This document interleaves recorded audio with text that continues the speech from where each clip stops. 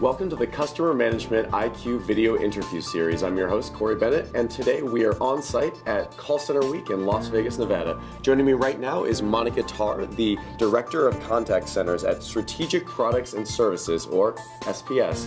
Monica was one of our roundtable presenters here at Call Center Week. And her roundtable was called Social Media Dive In! So Monica joins me right now to talk a bit about that. Thanks for coming on. You're welcome. Thanks for having me. So I wanted to get your personal opinion. What are some of your favorite social media outlets for contact centers? And what are some of the most effective in your opinion? Well, the big ones we see are the big ones everyone knows about, which are Facebook and Twitter. And I would say we see them both, but we tend to see Facebook more in a business-to-consumer environment. Okay. And we see Twitter also in business-to-consumer, but also business-to-business, which is a little less popular to have social media and business-to-business, but we are seeing a bit of a ramp-up in that area as well. Is there one that, if you had to predict, that's going to fall away? Not necessarily one of those two, but people are using a lot of different channels. Which one's gonna go the way of the dodo bird? Well, I think what we might see happening, there are so many small, tiny startups, niche players that do things to support what companies are using Facebook and Twitter for. So, an example of a company like a Clout or a Top Guest, they're providing services that feed social media in terms of loyalty programs or social scoring that customers or clients can use in order to put a social media strategy together.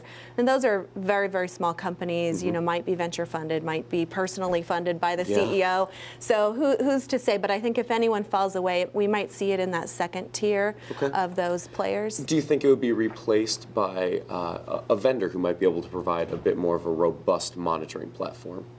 Yeah, I think what we're going to find is similar to other technology platforms. We'll see some consolidation. We'll see, maybe folks that have been in social media that have some technologies like the social media gateways and those types of data mining applications. They may be acquiring some of these smaller companies to broaden their footprint in the social media space. And what about the reverse? What are some emerging social media channels that you think companies really should be paying attention to in the coming year?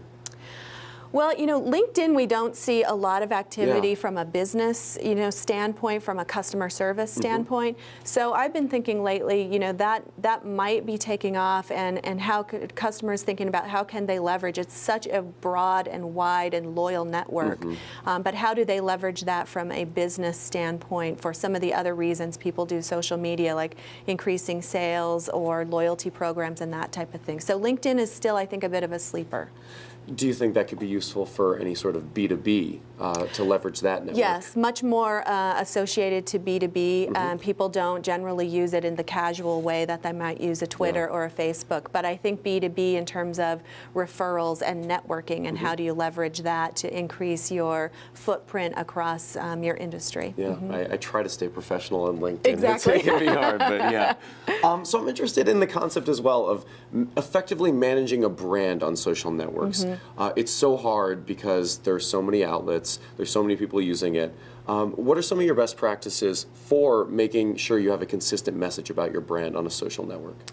Right. Well, I think the first step is you need some mechanism to gather that data. And a lot of people are just doing that manually, in the marketing department with a few people who are assigned to keep an eye on it. And can that work, in your opinion? It can work as a starting point, but I think what's really going to be necessary, and I've talked to a few folks here this week, that they need to get some executive sponsorship so that they can put some technology behind it and start mining this data in a more automated way, and then doing formal analytics on it so that they can be proactive in their messages.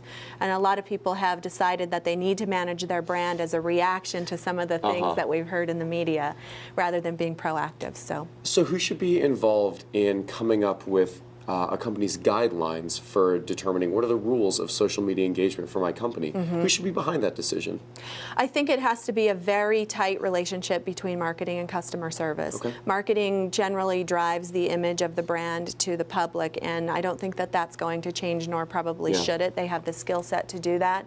But the response and how items received from social media are handled, I really think in many respects it's many times best done by customer service. they have the people skills, they have the knowledge about the products and services to respond to complaints, but they will have some brand management responsibilities that they've never had before. So they'll have to work very tightly with marketing in a way that they've probably never had to do before. For a company with limited resources, or I guess limited financial resources, what are some of the ways they can go about beginning to establish this social media engagement platform when they might not be able to dedicate a team solely to social media?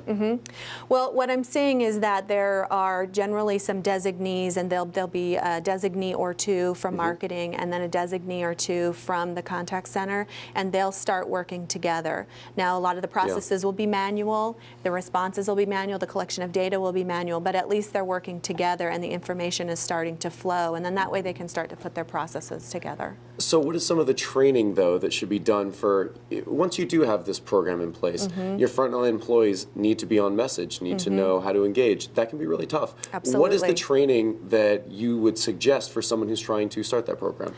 Well, for a contact center that's been traditionally voice, I think you have to hit the written skills training, and particularly depending on the demographic of your users, those that are used to text chatting and using a lot of abbreviations. You know, social media is part of that ecosystem. However, because you're a company responding, I think you do need to be cognizant of using professional language and et cetera. So to get the agents up to speed on, here's what we consider professional way to respond, here the type of language that we used, have the marketing people educate them on brand management, because that's something new to them. What is your opinion on allowing for some non-professional language? Because certainly social media doesn't always have, and you know, to be honest, consumers don't always like professional language on social media.